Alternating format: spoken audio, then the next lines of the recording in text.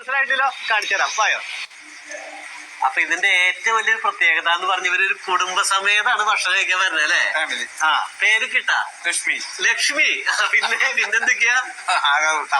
അതെ അല്ലെ. അല്ല ചേട്ടാ, ഇത് തുടക്കം മുതലേ ഫുള്ളായിട്ട് ഇവർ ഒരുമിച്ചാണ് വരാറ്? ആദ്യം അമ്മ വന്നു. ഏത് അമ്മ? ഈ ലക്ഷ്മി എന്ന് പറയുന്ന ആമയാണ് വന്നത്. അപ്പൊ ഇത് എവിടെ നിന്ന് വരുന്നത് ചേട്ടാ? ഇതൊരു 50 മീറ്റർ അകലെ പാറമ്പുകാവ് ദേവീക്ഷേത്രം ഉണ്ട്. ഭഗവതിയുടെ അമകളാണിത്. ഭഗവതി കലാകർഷത്തില് ഇവളൊരു ഹോട്ടൽ തുടങ്ങിയപ്പോ ഇവിടെ എന്തോ സ്മെല്ല്, അതിന്റെ നല്ല വെജിറ്റേറിയൻ ഹോട്ടലല്ലേ ജവാനുള്ള. അപ്പൊ അതിന്റെ സ്മെല്ല് നെയ്യിന്റെ കേട്ട് ആവാൻ വന്നിരിക്കുന്ന അറിയാം.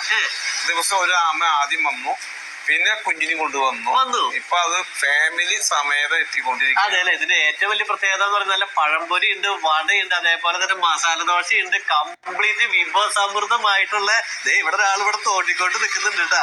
അപ്പൊ എന്തായാലും ഞാൻ ചോദിക്കണ, ഈ ലൈറ്റ് കണ്ടാലും കുഴപ്പമൊന്നുമില്ല. അതെ അല്ലെ. അതെ, ലൈറ്റത്തും ഇരുന്ന് കഴിക്കുന്നുണ്ട്, ആരോടും പേടിയില്ല. വന്ന് അവര് ഭക്ഷണം കഴിച്ചിട്ട് എപ്പോ പോവാ? തിരിച്ച് വയറ് നിറഞ്ഞ തിരിച്ചു പൊക്കോളും. അതെ അല്ലെ. അല്ല, ഈ അവിടെ ആ കുളത്തില് ശരിക്കും ചുറ്റും കെട്ടൊക്കെ ഉള്ള 6 അടി താഴ്ച കോൺക്രീറ്റ് ചെയ്തിട്ട് മതില് കെട്ടി അതിന്റെ മുകളിൽ ഷീറ്റ് കെട്ടിയിട്ട് എങ്ങനെ വരുന്നത് വെച്ചാൽ ഇത് ഭൂമിയിലെ. നമസ്കാരം, ഞാൻ ജോബി ചോദന.